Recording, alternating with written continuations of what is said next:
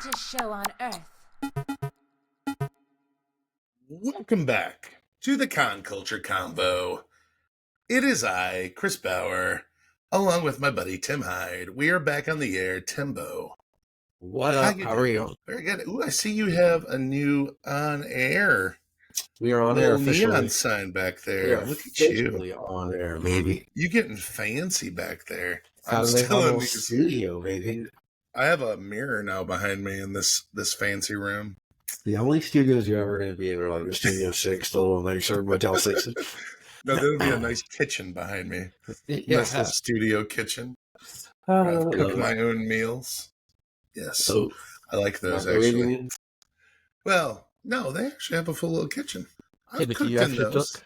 I do. Do you have a great air fryer like I told you to? I do. Good. I don't have it with me on this Now trip. I it's have gonna it in my black tote that I carry on the back of the car when I have my Okay. my luggage rack on it. And yeah, it's got all kinds of pans, utensils, air fryer, whole 9 yards. The fact is, though, every time I go to the store, I end up spending way more money than fast food.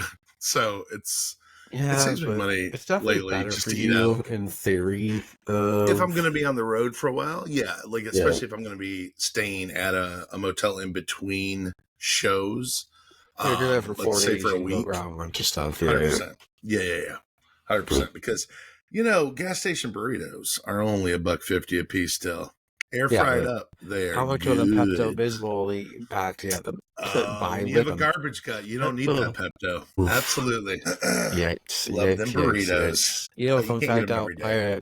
I won't eat 7-Eleven hot dogs. You know, What? those on the hot store. Yeah, big because bites. when I was I know, like one of those years. maybe 12 or something, 12 or 13, we were fishing with that best buddy Mike. Shout out to Mike. He threw up all over me with the hot dogs. We both got like 3 each or 8 of them. We went fishing, and he got seasick and threw up all the hot dogs all over me. After that, could never do it again. Big bite hot dogs were big, man. They They're don't call them good big bite too, for though. nothing. Yeah. See, that's the other thing. I'll stop at Sam's or Costco sometimes and get lunch. Oh, and yeah, they have those cheap hot dog $1.50 meals. McDavid. Those big Nathan's hot dogs. You get veg slice of pizza and a hot dog and a soda for what?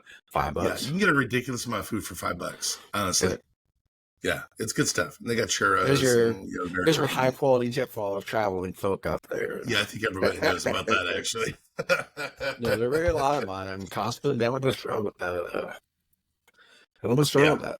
Dude, Yeah, I'm not raised It's it. tough. It's just surprising. It's good. And I usually get gas there also because it's usually 10 to 20 cents cheaper a gallon at either one of those. So when you're traveling cross country, that definitely makes a difference. But it's good to stop in and get gas, get lunch. Keeps it cheaper. But we just had them filming lovely podcasts. But I threw a little surprise for our friend Garcia because it is actually July. And we are halfway through the fun year. That's true. 6 months in. 6 months of 2024. So I figured I would do a surprise episode. All right. Chris has absolutely no clue what these questions are going to be, what do they think about. But the topic for today is our halfway of 2024 awards. Really? Yep. Awards now. Awards we started doing awards? Just awards / topics and everything that's happened in 2024 so far. Sure. We're halfway there. We're halfway there. There's no finish line. You realize this. We both are legendary for working year round. So there is no finish line except like Christmas is like a goal, I guess, but that just restarts the year. It's the only thing that changes for you and I is when you fill out paperwork for tax form with someone would be asked that we were the wrong year. Yeah. That's a thing we do for us. Yeah. That's the it. That's actually usually just my only couple weeks off of the year is the end of the year. Yes, we are halfway through. Let's do the topic today. Halfway through awards / discussions. Okay. So, I'm still confused. Number 1. Okay. So the first, obviously, 2 quarters, half of the year. Sure. What was your best show? Doesn't necessarily have to be total sales or whatever. You just be, what was your best show of the year so far? I mean, I'm trying to think if I've done anything better than Momo. I think it was Momo. MomoCon in Atlanta. Okay. I think that was my best so far. Okay. I believe so. I'm trying to think if there's anything else that's jumping out above that. I don't believe there is. I think that was my best so far. Okay. Which is pretty typical. That's always your top 3 anyway, right? 100%. I mean, usually top 2. Yeah. It's that in New York and usually those 2. Right. Sometimes Denver throws in there, can throw a monkey wrench in there, but a good monkey wrench. Not a bad monkey wrench. It's a good monkey wrench. But that's in the second half of the year. That is. So we want to have that's typical because, well, that's in the, no, I know what you're meaning now. Yeah, so the second half of the year, baby. Second half coming up. But how well into that show. That's true. Yeah. Technically, that was after July 1st. So, so I'd have to go with Momo. Okay. What was yours? Oh, God. I haven't had many deals with you. It's been pretty rough year for me so far. Yeah. I had one of those last year. Numbers wise, even though it was this is probably going to be a second answer on the shows. MegaCon was one of my better sales shows. Sure. Yeah. And we'll jump right into number 2 on that questionnaire here. Seems like you did better at a show in Alabama, though. Oh, you are right. I did do better on still. You're absolutely correct. Thank you, sir. So I did the show, Jeremy. Huntsville Comic Expo, one of the most underrated shows on the planet. Yeah, that's a great show. And I'm already in and you love me, so I don't want to try and beat my guess. I guess that wait list is married. So good luck. But jeez, you're just like throwing challenges out to people. I mean, he's not going to overstand the show forward. He's not going to do much, so there's not really much. I would love that people who, artists and other people who can get it because we can't add that many more space to our show forward. So he's not going to overstand. He keeps bringing the people in like crazy. That's how we have floating booths. Yeah, that'll be a thing on episode. Holographic. That's up for another podcast, so the future podcast. How cool would that be if you had a holographic booth? You could set it up anywhere, but you could be like at home in your booth, but you're holographically like beaming it to the show. People could walk into your digital holographic booth and buy things with their card, and you're just running the card, but at home. Did I just invent something? I think we did. I would love that. The AI con. Holographic con. Or just FutureCon. FCon. Just that's probably a lot of people end up saying. You going to FCon this year? Yeah, I guess I'll teleport over there. Yeah, well. Yeah, so I guess Huntsville for me. And then the weirdest / kind of bad / shitty most disappointing thing that happened so far. And you can follow it in or personal or like kind of between. And we're going to exclude the Boston loadout and load-in situations that we were just discussing that a few weeks ago. Right. Well, and also that wasn't bad for me or you. That was bad overall for everyone. That was definitely. Yeah, that was epically bad for everyone else. Honestly, I think I know what it is for this year. This year, so I drive from show to show, coast to coast, year round. And which means I drive in all different kinds of weather. And this year, Portland? I try. Well, Portland. Yeah, that's included in this. That's snow. This year, I always try to schedule my winter months, January and February. I always try to schedule a lot of out west shows to negate a lot of bad weather. This year, that backfired because California and the Pacific Northwest and a whole lot of other areas that I normally work in got just belted with snow. And I got caught in 4 different snowstorms up in the Rocky Mountains at night that literally made me question life and what I was doing. And I've gotten caught in them before. This wasn't like a first time. It's scary. But I'm talking whiteout blizzard. You don't know where the road is. There's no lights. And all you know is if you go off the road, there's cliffs. That's all you know. But you have no idea where they're at. And there's no civilization out there at most of them. And it happened to me 4 times in 6 weeks. And so I will say, out of all my years traveling, this winter was the most grueling travel winter. Yeah, and that brings up Portland. Portland was one of those. Portland Fan Expo got one of their worst snowstorm in decades, which I didn't know Portland, Oregon didn't get snow. I had no idea until that day. Saturday of the show, they got 8 inches. And shut down the whole state. It killed the show. I mean killed it. Like, it was over. Yes. It was done. It also killed the city because they have 0 snowplows. They were able to borrow, I think, 4 different snowplows from Seattle. But they didn't get down there until late that night. Can I borrow some snowplows real quick? Literally, that's what they did. It was pretty bad. Yeah. So I would say that so far that's been my worst experience this year. But let's knock on wood that is my worst experience of the year. For your first half, it's not done, so everything reset. So I know. Let's just hope that is the worst, because it was brutal. Yeah. You will find new gods to pray to when you are caught in a Rocky Mountain whiteout blizzard at night. I've been doing very similar with Damon Bowie way back. We went to Calgary, and it was in the last week of April. It wasn't even some great sun. We were in California, and it was sunny. It was like 75 degrees when we left. And we left that night to go to the next town. It was only a 3-hour drive. It took us 9.5 hours. We just dumped in the mountains, and all we did was go behind this big 18-wheeler. And we were going 8 kilometers an hour, so that doesn't even count as going forward. It was so bad.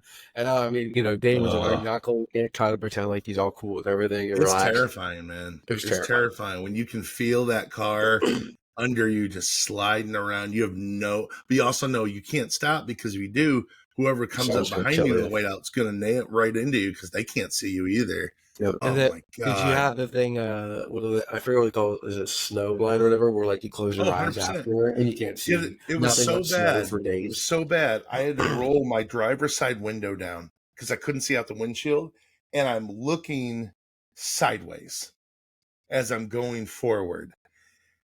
It is pure terror.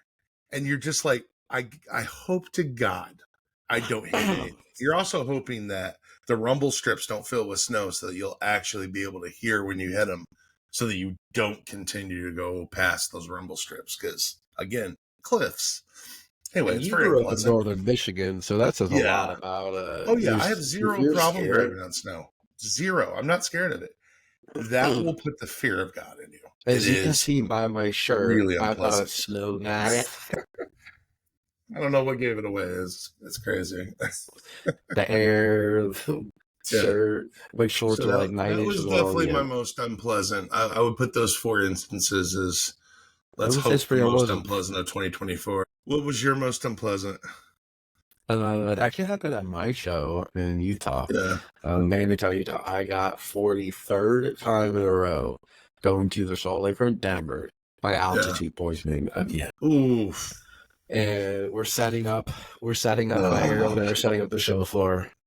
And I get this, the headache that you get is debilitating. It hurts so much, it makes you nauseous. Yeah. And the only thing you only do is lay down. But if you lay down, you have the spin, which makes you more nauseous. It's just a never-ending cycle. And you try and drink and hydrate and get oxygen. I've never had that, but I've seen it when you've gotten it before. It's unpleasant. It looks to be unpleasant. And so when I was at the show, we were setting up, and then I just literally pushed Ariel out of the way with the trash can, but just got vomited in. It is not a little I threw that. It's like after I yell, and it's terrifying. It's like someone dying inside. You scream. I scream like a girl. And then so I went back to the hotel, and I felt a little bit better. I was like, okay, driving back. This is the worst of it. So I get out, and there's this lady walking with a little, cute, tiny little chihuahua. And I was at the hotel. And she's like, "Oh, Dad, how are you?" I'm like, "Oh, I've met her." She said, "Oh, what happened?" And literally, all I do is just turn around and start to take out vomiting falls in the bush. And she's like, "Okay, see you later." And just got good talk. It was like straight out of a cartoon. She's like, "All right, see you later." And just walked. Like, have a good day. Okay? No, she's like, I am not. That was gross. Moving on. And then I felt better. It just sucks. It's just whatever your body decides to get better. It could be an hour. It could be a day or two. It's I've had it in Denver, and I've had it in Dallas Salt Lake twice. So I'm a little scared of that. But one was very mild, and two have been very bad. So the mountains will get you, man. All right. So what was your easiest load in or load out? What's the easiest one? Like just easy peasy, get in. Well, everything I'll get you mine. I'll get you my way. Yeah, go for it. Smallest one was Captain's Con in Charleston. Oh yeah, I love that show. I mean, I'm talking. It is so easy. I think it's a good you show. and I all load about 60 feet total from where we parked it to where our booth is, and it's like all it is a little 3-foot ramp that barely inclines, and that is it. That's the only thing. I love that town, man. Charleston's the coolest city ever. Yeah, I love Charleston. You're right. It is a very easy load in and load out for that little building. And then I'd say for that bigger one, MobileCon was easy loading in.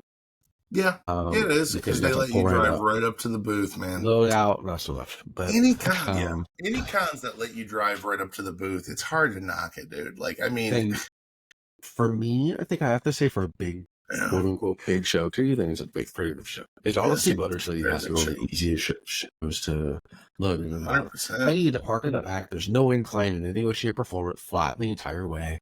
And I got there early on Sunday to load out when it parked literally called about 150 feet away from my booth. Boom, flat surface, there and back, done. Do 4 or 5 loads and I'm out. Yeah. I mean, it's I would say Momo's definitely one of these. Honestly, anywhere that you can drive in. If you get early enough to Motor City, you can drive in. I did not this year because I took my time getting there. I was doing some videos for my blog. But normally I get to Motor City early enough to drive right up to my booth. You can't beat that. I mean, it's anywhere you can unload right at your booth, right from the car. You can't beat it. It's the best. I mean, it's crazy how easy it is when you have to drop something 10 feet. Even the worst person's vehicle takes like 20 minutes to load. Seriously. I mean, it just, it just makes you realize how much of load in is that process of wheeling the cart in, unloading it, loading the cart back up. When you can just literally unload right out of the car onto the tables, it's like you're done in no time. Yeah, absolutely. Love it. Love it. So what was yours then? Your best? I would say, Momo. I would say, I'm trying to think of what else has let me drive right up. It didn't drive right up, but you can drive into the building, which would be SC Comic-Con. That one's a really easy one. What else lets you drive right? Really, it's going to be anywhere that lets you drive right in. Side loads. Yeah, that's easy one. Yeah, I like that. Any of those cons, but I would say Momo probably because I literally get, you just drive right in. I parked right in front of my booth and I was there for several hours unloading, and it was great. So, what has been your top selling fandoms? Hands down has been Hotel, Hell of a Boss. Lately Fallout.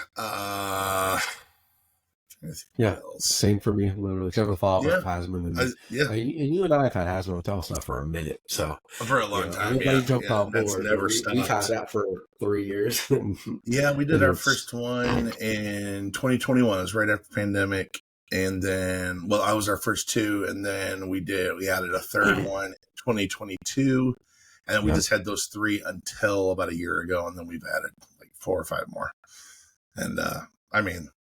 They're just that fandom is rabid for content. I thought it would play die off, and it hasn't so far. It's just going to get bigger. Honestly, it really is. It's crazy big. But as long as they share the shows where it's like one season has been, and then 6 months later is All of Us, and then 6 months later is Hasman, and they just keep doing that. Yeah, I think they need of that. And I think they're growing that universe too, because it seems like they have other shows about to come out that are sort of by that same studio, I believe. Yeah. So it's just going to get bigger. Let's go. Bring it. There's really nothing comes close to that, and we have, of course, an Office, a Threat Level Midnight movie poster that we were early on. We did ours in 2018, so we were very early on it, and that's been a bestseller of ours ever since. So. What has been your new favorite TV series of 2024? Oh, I know you watch a lot, So it's been like that new, like the last 6 months that it's just been popping. Oh man, there's been a bunch. I'm trying to remember. Here's the problem.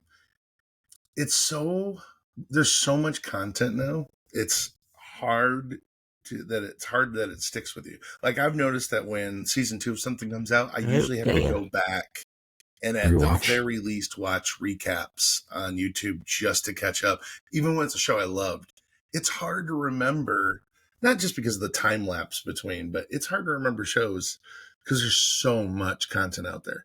But I have watched some really good stuff, and I'm trying to remember names of them. Gosh, that's definitely caught me flat-footed on that. But I know I've seen some really good stuff on Netflix. Gotcha. All of them. What did I just watch off of? I'm right in the middle of Clipped right now, which I love those FX true story limited series they do. They did the OJ one. What other true stories did they do? The one that's on right now is Clipped. Donald Sterling, right? That's the Donald Sterling one. It's phenomenal so far. He's such a piece of shit. Oh my god! As a lifelong Clippers fan, it's been. I don't care about basketball at all. I remember when that was happening, but I just remember it from news. I don't remember anything about it, and I had zero clue what a turd the guy was. No clue whatsoever, but it's great.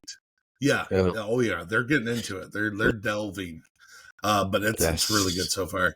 I finished a couple of series that were just phenomenal.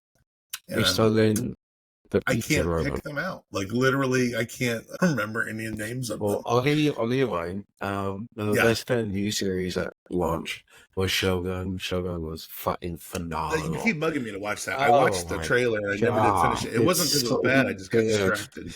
Let's say. And then the last season of Bridgerton.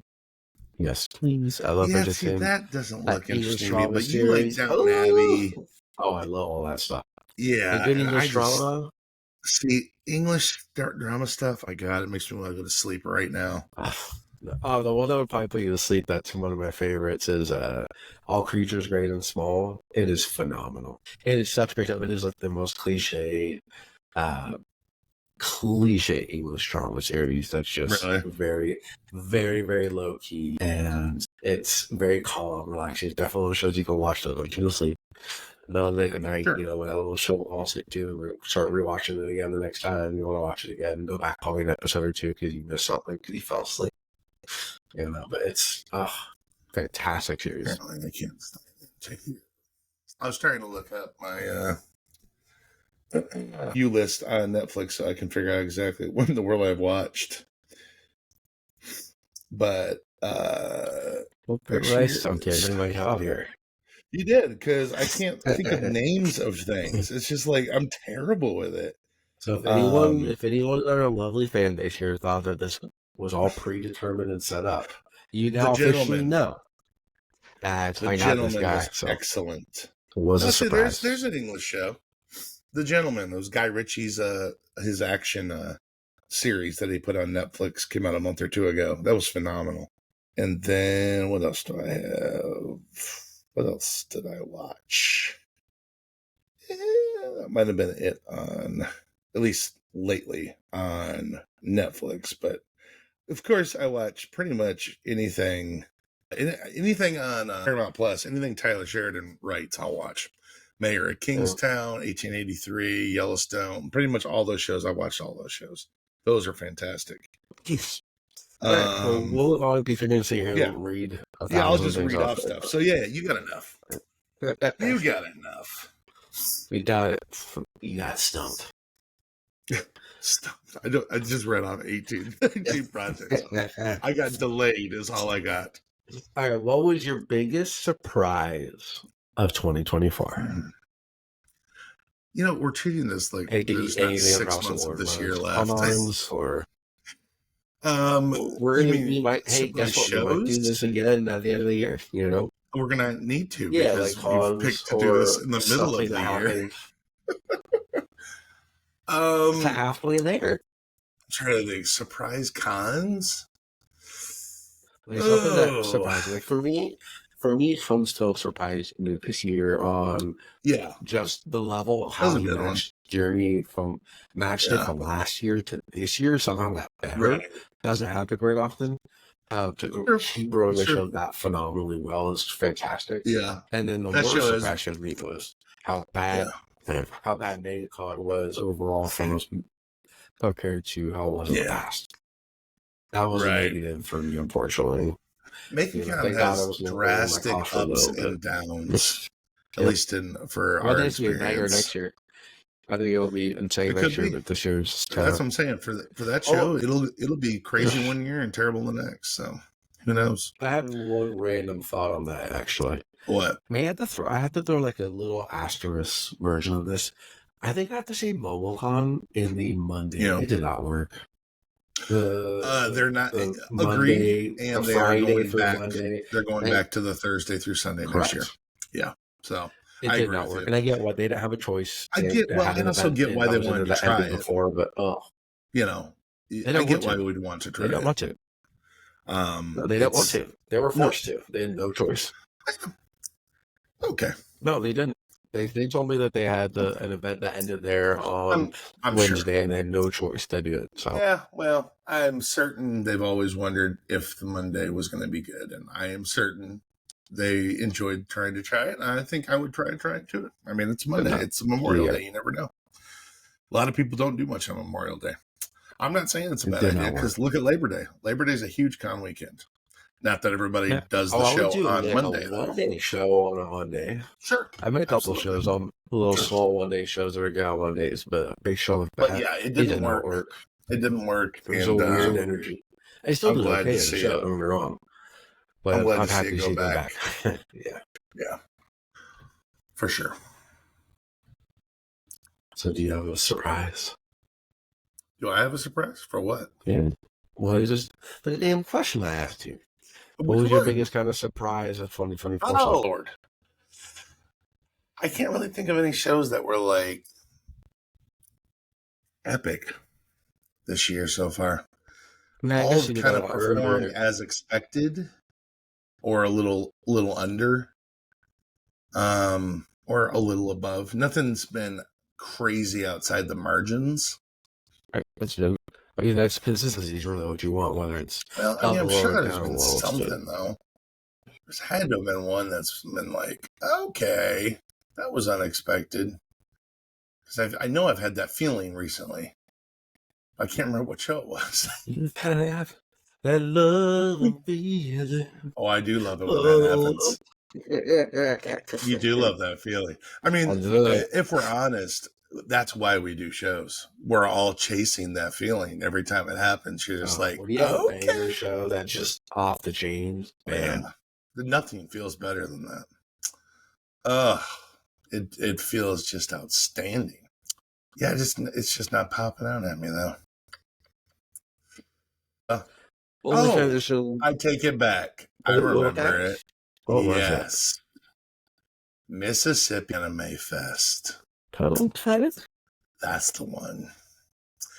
That was a wonderful feeling.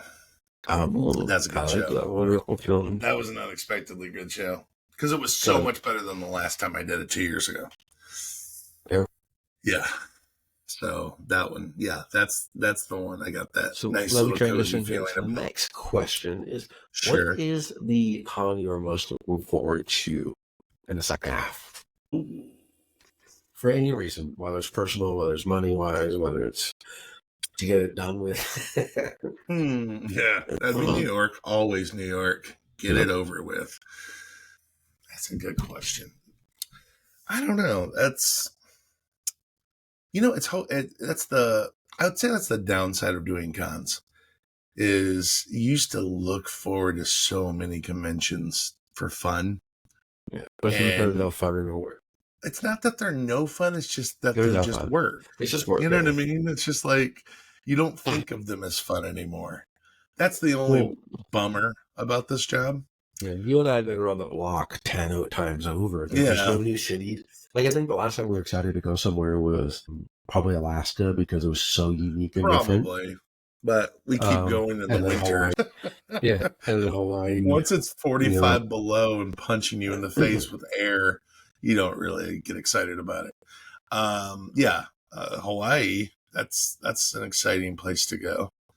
We never went back, but it was fun while it lasted. Yeah.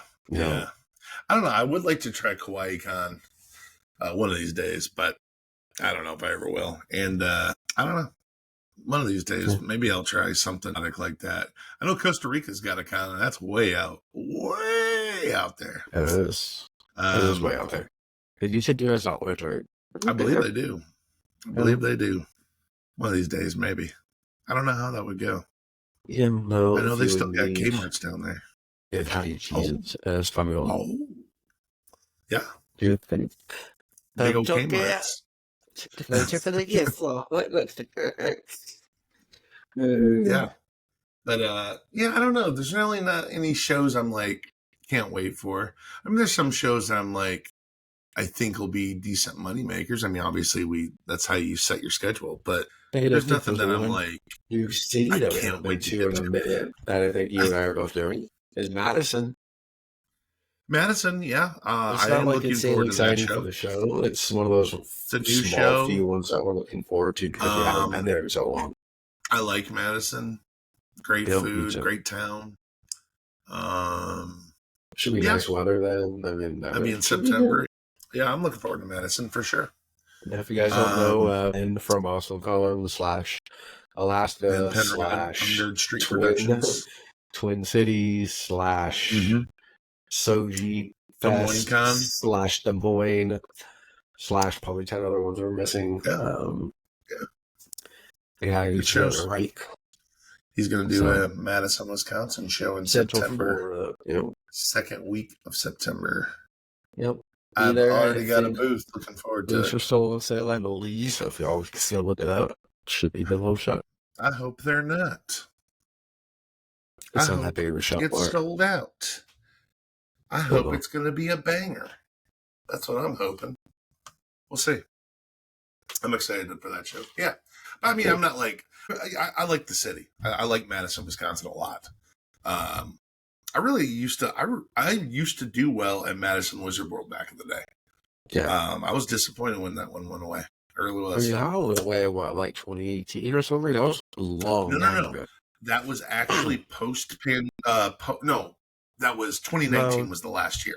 Yeah. 2019. It was that post-pandemic. No way. No, it was right before the pandemic. Yeah, the October of 2019 is the last Madison, or last Wisconsin Wizard World. Just because Wizard World didn't come out of the pandemic. Fan Expo got them. They're wonders.